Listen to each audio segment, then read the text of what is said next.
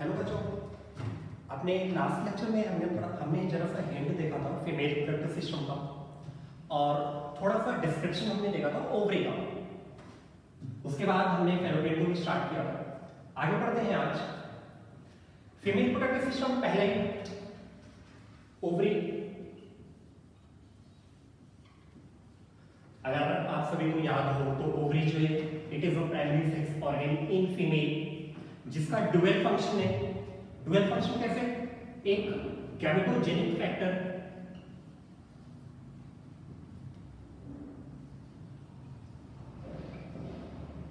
And second endocrine function. Gametogenic function का मतलब है कि ओवरी क्या कर रहा है, गैमेट का प्रोडक्शन कर रहा है, मतलब कि प्रोडक्शन ऑफ एग और ओवा। Second endocrine function. Endocrine function किस तरह से? By production of sex hormones. ठीक है, तो ओवरी की जनरली मेजर दो फंक्शन है, एक गैमेटोजेनिक फंक्शन और दूसरा एंडोक्राइन फंक्शन। इसके अलावा अगर हम देखें तो ओवरी जो है it is present in ovarian fossa in abdominal cavity और दोनों ही ओवरी एक दूसरे से अटैच हैं थ्रू अ ओवेरियन लिगामेंट। और ये जो ओवेरियन लिगामेंट की पोजीशन है it is behind the uterus. Position of ovarian ligament is behind the uterus. अब आपको दिख रहा होगा कि ये ओवेरियन लिगामेंट और ओवरी के बीच में एक थिन फिलामेंट है। ये इस पर्टिकुलर फिलामेंट को हम बोलते हैं मीसोवेरियम। ठीक है, mesovarium through which ovary is attached with ovarian ligament, that is called as mesothelium।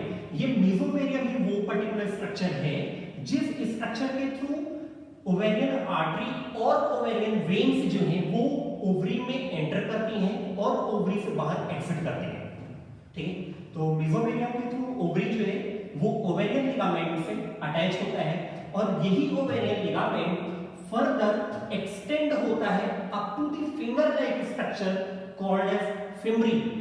और ये फिमरी जो है ये पार्ट है ट्यूब्यूल का, a tubule like structure which is called as oviduct or fallopian tube. ठीक है, इसके अलावा हमने देखा था कि ओवरी जो है ये जनरली दो मेजर पोर्शंस में डिवाइडेड है, एक आउटर कॉर्टेक्स और second inner medulla.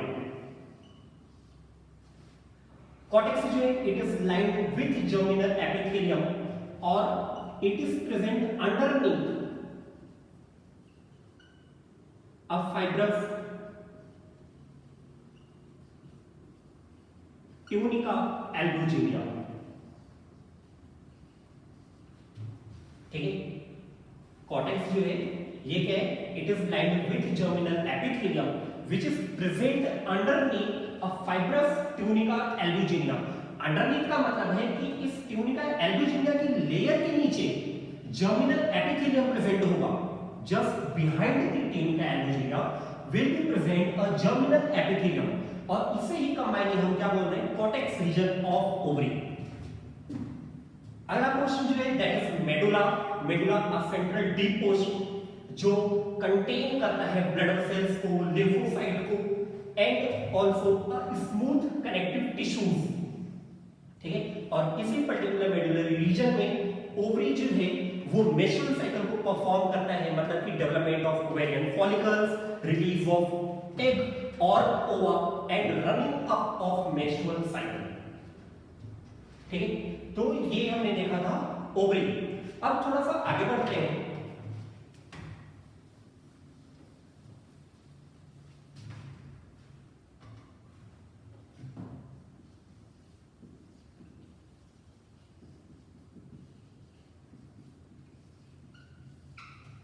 Fallopian tube. Fallopian tube का ही दूसरा नाम है ओविडक्ट। ठीक है, फैलोपियन और ओविडक्ट ये प्रेजेंट है जस्ट अलाउंग विथ ओवरी और एक्सटेंड करता है अप टू द यूटेरस। ठीक है, a tubule like structure which receives egg or ova released from ovary present just behind the ovary, just along with ovary, and extends up to the uterus. And such tubule is called as fallopian tubule or oviduct. और हर एक female body में 2 fallopian tubes present होते हैं जो arise होते हैं from Mullerian duct of embryo.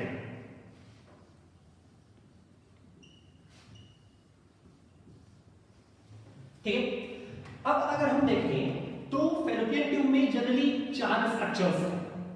पहला infundibulum, ampulla, isthmus,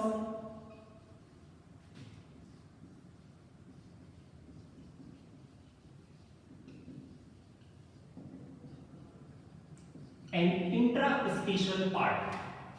अब फैलोपियन ट्यूब का वो लेटरल एंड, वो लेटरल ट्यूब्यूल, वो लेटरल पोर्शन जो ओवरी के साथ प्रेजेंट है या जो अटैच है ओवेरियन लिगामेंट से, उसे ही हम जनरली क्या बोल रहे हैं, इनफंडिबुलम. और इसी पर्टिकुलर ट्यूब्यूल पे क्या होता है, एक पोर प्रेजेंट होता है. जैसे कि अगर हम देखें तो ट्यूब्यूल का ये लेटरल पोर्शन जो है, इस लेटरल पोर्शन में ये पूरा पोर प्रेजेंट होगा और इसी पर्टिकुलर पोर को हम क्या बोलते हैं, ऑस्टियम. अब ये ऑस्टियम का फीचर क्या है, यही ऑस्टियम ही है जो फिंगर लाइक स्ट्रक्चर को अपहोल्ड करने का काम करता है. मतलब कि यही ऑस्टियम फर्दर एक्सटेंड होकर फिंगर लाइक स्ट्रक्चर की फॉर्मेशन करता है और यही फिंगर लाइक स्ट्रक्चर को हम क्या बोलते हैं, फिमरी.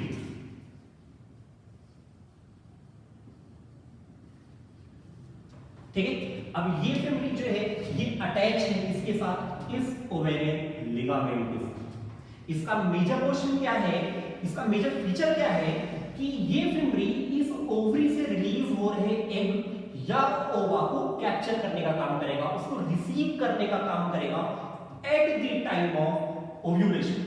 जब हम लोग मेंस्ट्रुअल साइकिल पढ़ेंगे तब देखेंगे कि 14th डे पे ओवरी जो है वो मैच्योर होकर एग या ओवा को रिलीज करता है और वही एग या ओवा जो रिलीज हो रहे हैं उसी एग या ओवा को कैप्चर करने का काम कौन करेगा, ये फिंगर लाइक स्ट्रक्चर जिसे हम क्या बोल रहे हैं, फिमरी.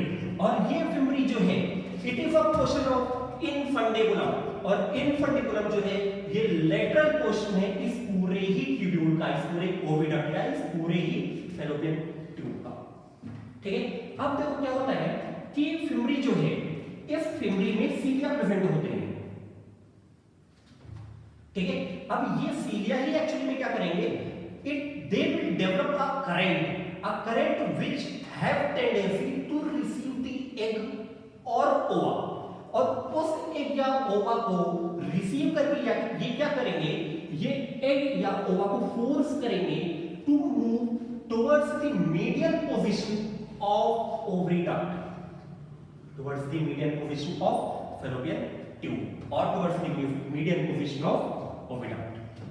ठीक है, तो फिमरी में क्या हुआ, दे फिंगर लाइक स्ट्रक्चर, उनमें सीलिया प्रेजेंट है, दे will develop a current which will receive the egg और ओवा रिलीज्ड फ्रॉम ओवरी.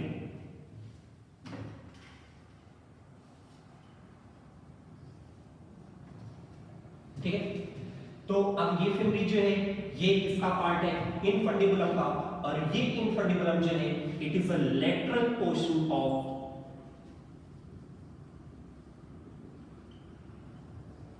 ओविडक्ट. ठीक, अब ये इनफंडिबुलम जो है ये फर्दर प्रोसीड कर जाता है towards a highly secretory and ciliated cell portion called as ampulla. ठीक है, इनफंडिबुलम जो है ये प्रोसीड करता है टुवर्ड्स इनटू द एम्पुला, और ये एग या ओवा जो रिसीव किया था फिमरी ने, इनफंडिबुलम ने फ्रॉम ओवरी, अब उस एग या ओवा की मूवमेंट होती है टुवर्ड्स द एम्पुला. ठीक, तो अब देखो एक बात यहाँ पे बहुत इंपॉर्टेंट है कि अगर फीमेल ने कॉपुलेशन मतलब कि सेक्सुअल इंटरकोर्स परफॉर्म किया है तो जिस टाइम पे स्पर्म ने एंट्री ली है फीमेल सेक्स ऑर्गन में, that is into the vagina, vagina से यूट्रस, तो वो स्पर्म की मूवमेंट होती है from uterus into the fallopian tube. तो जिस पूरे टाइम इंटरवल में एग रिलीज होकर इनफंडिबुलम से एम्पुला में पहुंचता है, उसी पर्टिकुलर टाइम पे अगर फीमेल ने सेक्सुअल इंटरकोर्स परफॉर्म किया है तो स्पर्म जो है वो पहुंचेगा कहां? एम्पुला तक। And ampulla is the site where fertilisation takes place.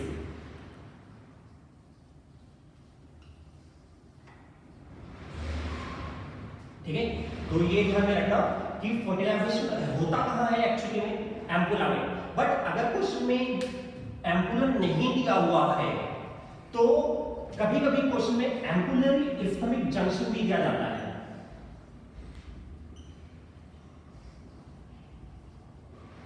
अगर ऑप्शन में एम्पुला नहीं है then you can tick on ampullary spermic junction. अगर ये दोनों ही दिए हुए then the correct respond will be ampulla. ठीक है, तो एम्पुला वो रीजन है जहां पे फर्टिलाइजेशन अकर होगा, और फर्टिलाइजेशन हम किसे बोलते हैं? Generally the fusion of two gametes. ठीक है, अब हम आगे बढ़ते हैं। तो एम्पुला जो है ये फर्दर एक्सटेंड होता है इनटू द इस्थमस।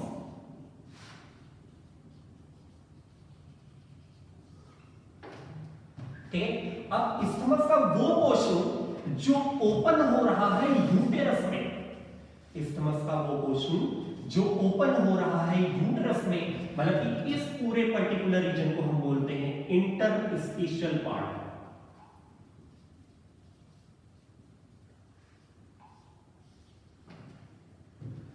ठीक है, तो हमने देखा कि फैलोपियन ट्यूब जो है ये जनरली 4 स्ट्रक्चर को कंपोज करता है, that is infundibulum, ampulla, isthmus and interstitial part और इंटरस्टिशियल पार्ट। ठीक है, इनफंडिबुलम जो है it contains a finger like structure जिसे हम क्या बोल रहे हैं? फिमरी। और ये फिमरी जो है ये प्रेजेंट कहां है? ऑन ऑस्टियम, वो पूरा फनल शेप स्ट्रक्चर जिसकी वजह से नाम क्या पड़ा? इनफंडिबुलम। ठीक है, ये इनफंडिबुलम फिमरी क्या करता है? ओवरी से रिलीज हो रहे एग या ओवा को कैप्चर करने का काम करता है और उसे मूव कराता है from fallopian tube into the uterus.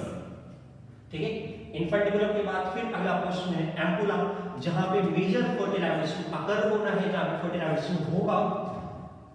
फिर एम्पुला जो है वो फर्दर एक्सटेंड कर जाता है इस्थमस में, एंड फैलोपियन डक्ट, ओविडक्ट का वो पोर्शन जो फाइनली ओपन होगा यूट्रस में, उसे हम क्या बोलते हैं? Interstitial part. ठीक है, ये पर्टिकुलर डायग्राम बना लेना, बहुत ही इंपॉर्टेंट डायग्राम है, और साथ में फैलोपियन ट्यूब के लिए सारे ही पोर्शन, और अपने लिए इंपॉर्टेंट क्या है? ये एम्पुला, वो पर्टिकुलर साइट जहां पे फर्टिलाइजेशन होना है। ठीक है, फिर आगे बढ़ते हैं।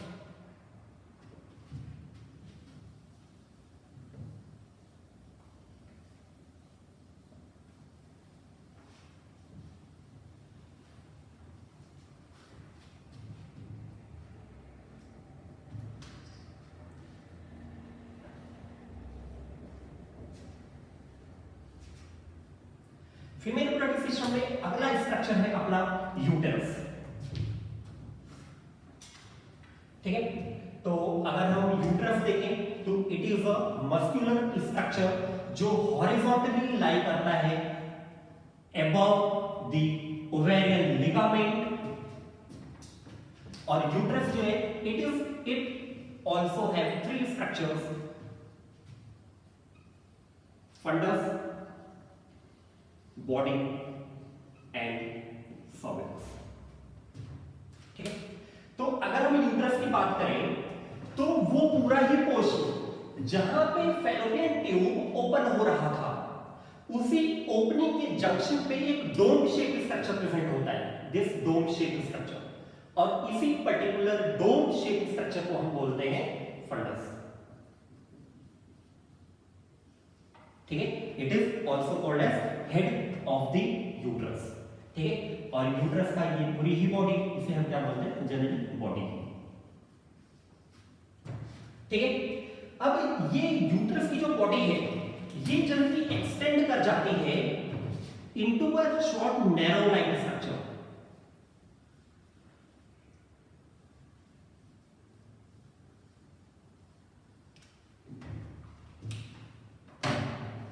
ठीक है, बॉडी जो है ये फर्दर एक्सटेंड करेगी into a short tubule narrow like structure, और इसी पर्टिकुलर स्ट्रक्चर को हम क्या बोलते हैं, सर्विक्स। ठीक है, और and cervix is also called as neck of uterus.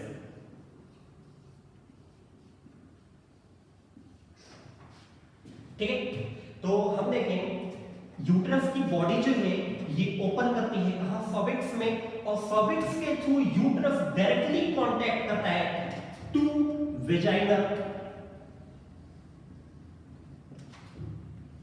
which is a female copulatory organ.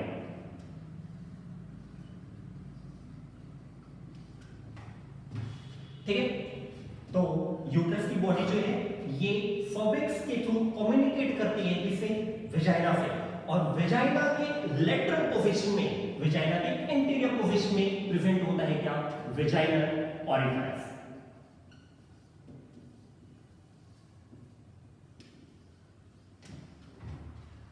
ठीक है, तो अगर हम देखें, अगर हम सर्विक्स की बात करें तो सर्विक्स जो है it is made up of a powerful sphincter.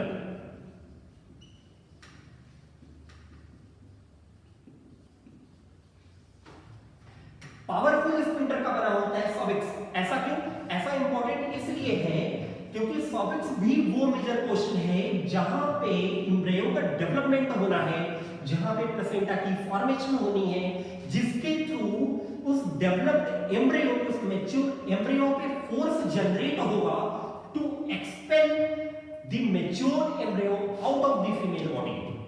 ठीक है, तो इसलिए सर्विक्स जो है ये बना होता है a most powerful sphincter present in our body. अगर हम सर्विक्स की बात करें तो सर्विक्स जो है ये कम्युनिकेट कर रहा है किससे, यूट्रस की बॉडी से, और यूट्रस की बॉडी से ये कम्युनिकेट करता है through internal OS.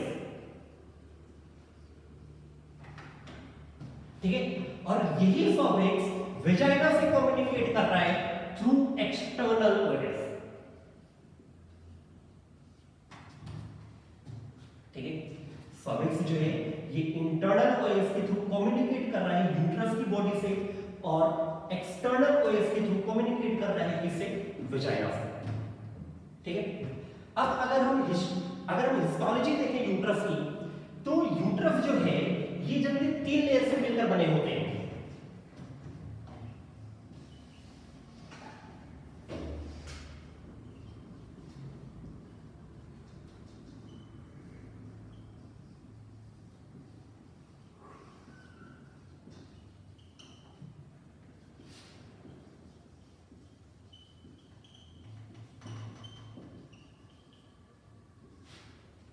Perimetrium, myometrium and endometrium. इस पेरीमेट्रियम की लेयर को हम एडवेंटिशिया भी बोलते हैं। ठीक, देन मायोमेट्रियम और एंडोमेट्रियम की लेयर को हम म्यूकोसा भी बोलते हैं। ठीक है, पेरीमेट्रियम जो है it is the outer most layer,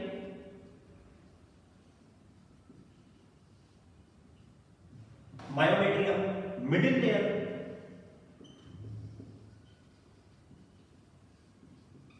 और एंडोमेट्रियम जो है it is the inner layer. ठीक है, अब देखो जनरली क्या होता है कि हर एक फीमेल में विच अंडरगोज द मेंस्ट्रुअल साइकिल, उस पूरे ही मेंस्ट्रुअल साइकिल की ड्यूरेशन में यूट्रस की ये तीनों ही लेयर बार बार बिल्डअप भी होंगी और बार बार डीजनरेट भी होती जाएंगी। जैसे कि अगर हम मेंस्ट्रुअल साइकिल की बात करें तो at the time of 14th day जब ओव्यूलेशन हो रहा होता है, तो उस पर्टिकुलर ओव्यूलेशन से पहले और ओव्यूलेशन के टाइम पे और ओव्यूलेशन के बाद, मतलब कि pre ovulatory phase and post ovulatory phase, इन तीनों ही स्टेज में जितने भी सेक्स हार्मोन सिक्रीट हो रहे हैं, जितने भी हार्मोन सिक्रीट हो रहे हैं, वो सारे ही हार्मोन डायरेक्टली हेल्प करेंगे, पार्टिसिपेट करेंगे in formation of all the 3 layers of uterus. ठीक है, तो जिस टाइम पे ओव्यूलेशन हो रहा होता है उस टाइम पे यूट्रस की लेयर बन जाती है, और अगर फीमेल ने सेक्सुअल इंटरकोर्स परफॉर्म किया है, फर्टिलाइजेशन हुआ है, तो फर्टिलाइजेशन के बाद उस एग और स्पर्म के कंबाइंड फ्यूजन से जो जाइगोट बन रहा है, उस जाइगोट की इम्प्लांटेशन के लिए ये जरूरी है कि यूट्रस की ये तीनों ही लेयर प्रॉपर्ली बिल्डअप। अगर यूट्रस की ये तीनों ही लेयर प्रॉपर्ली बिल्डअप नहीं होंगी तो वो जाइगोट का इम्प्लांटेशन यूट्रस में होगा ही नहीं, और अगर जाइगोट का इम्प्लांटेशन यूट्रस में नहीं हुआ तो वो जाइगोट फर्दर एम्ब्रियो में कभी भी डेवलप नहीं होगा। ठीक है, तो अब 14th डे के बाद क्या होता है? अब ये तो वो कंडीशन थी जब फीमेल ने सेक्सुअल इंटरकोर्स परफॉर्म किया है, और अगर फीमेल ने सेक्सुअल इंटरकोर्स परफॉर्म नहीं किया है, मतलब कि फ्यूजन नहीं हुआ है किसी भी पर्टिकुलर रीजन से, तो क्या होगा कि ये जो तीनों ही लेयर यूट्रस में बिल्डअप हुई थी, जो तीनों ही लेयर यूट्रस में बनी हुई थी, ये तीनों ही लेयर डीजेनरेट हो जाएंगे, और डीजेनरेट होकर वजाइना के थ्रू ये बॉडी से बाहर एक्सपेल आउट हो जाएंगे। ठीक है, फिर जब नेक्स्ट मेंस्ट्रुअल साइकिल स्टार्ट होगा तो फिर से ओव्यूलेशन से पहले तीनों ही फेजेस में यूट्रस की लेयर दोबारा से बनेगी और फिर डीजेनरेट होगी in case if fertilization have not been occurred. ठीक है, तो ये पूरा स्ट्रक्चर था यूट्रस का। फिर सर्विक्स, यूट्रस के बाद सर्विक्स ये जो कम्युनिकेट कर रहा है यूट्रस की बॉडी से through internal coels and through vagina through external coels. ठीक है, इसके अलावा यूट्रस वो पर्टिकुलर साइट है रिप्रोडक्टिव सिस्टम में जहां पे जाइगोट का इम्प्लांटेशन होना है, प्रेगनेंसी अकर होनी है, और पार्चुलेशन में हेल्प होना है, पार्चुलेशन को प्रमोट करना है through the muscles of uterus as well as through this powerful sphincter called as cervix. ठीक है, तो ये ध्यान में रखना कि यूट्रस जो है it is the site of pregnancy, site of implantation, site of parturition, as well as cervix is also the major reason which participate in the placenta formation. ठीक है, और हेल्प करना है इसमें पार्चुरेशन में for expelling the baby out of the female body. ठीक है, तो ये था uterus.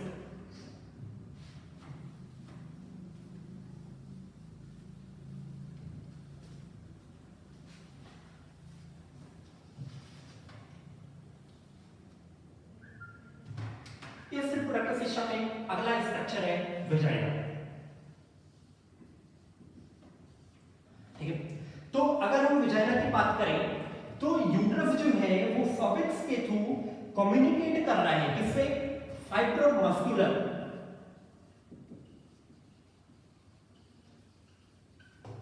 And non glandular part of reproductive system called as vagina. ठीक है, तो अब देखो अगर हम वेजाइना की बात करें तो एक ऐसा फाइब्रोमस्कुलर भी है और नॉन ग्लैंडुलर भी है। इसके अलावा वेजाइना जो है it is the common pathway,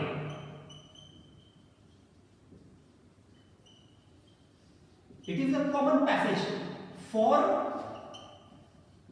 copulation and also act as birth canal। मतलब कि एम्ब्रियो के मैच्योर होने के बाद पार्चुरेशन के टाइम पे इसी सर्विक्स के थ्रू जब वेजाइना में एम्ब्रियो का एंटर होगा तो इसी वेजाइना से बेबी जो है वो क्या होगा? बाहर आएगा फीमेल बॉडी से। तो इसलिए वेजाइना जो है act both as a common passage for population and birth canal. अगर हम वेजाइना की बात करें तो वेजाइना की लेंथ अराउंड 7 to 9 सेंटीमीटर है। ठीक है, अगर हम वेजाइना की बात करें तो वेजाइना जो है एंटीरियरली ओपन हो रहा है थ्रू अ वेजाइनल ओरिफाइस। ठीक है, वेजाइना जो है ये एंटीरियरली ओपन हो रहा है थ्रू अ वेजाइनल ओरिफाइस, और इस पर्टिकुलर वेजाइनल ओरिफाइस पे अ थिन मेम्ब्रेन प्रेजेंट होती है, और उस पर्टिकुलर थिन मेम्ब्रेन को हम बोलते हैं हाइमेन। ठीक है, तो हाइमेन जो है it is a thin membrane which is present on vaginal orifice. ठीक है, अब देखो, अब जैसे जैसे फीमेल प्यूबर्टी होगी क्या होगा कि इस वेजाइनल ओरिफाइस में पोर्स क्रिएट हो जाते हैं। पोर्स किस लिए क्रिएट हो जाते हैं? क्योंकि प्यूबर्टी के टाइम पे फीमेल में मेंस्ट्रुअल साइकिल स्टार्ट हो रही है।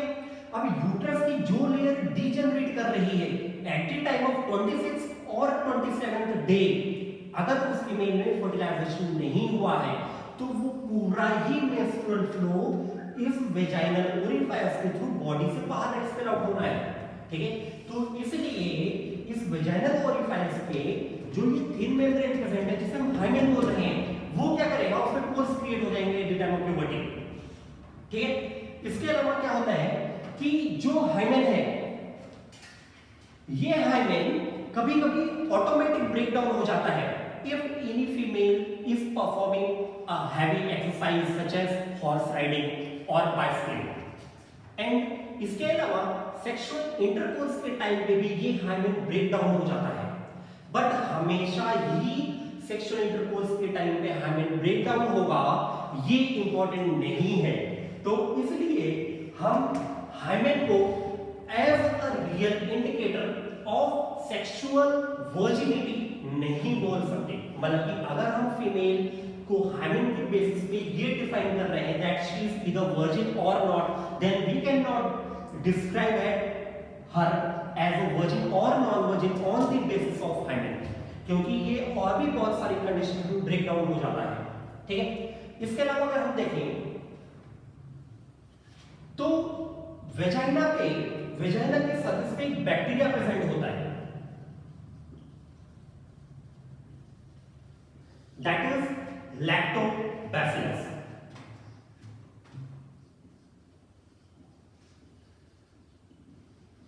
इसे हम डॉडर लिम भी बोलते हैं। ये लैक्टोबैसिलस क्या करता है, ये वेजाइना के सरफेस पे लैक्टिक एसिड को फॉर्म करने का काम करता है। ठीक है, और इस लैक्टिक एसिड की फॉर्मेशन होगी फ्रॉम ग्लाइकोजन। ठीक है, और ये लैक्टिक एसिड क्या करेगा, ये लैक्टोबैसिलस क्या करते हैं, इस वेजाइना में एसिडिक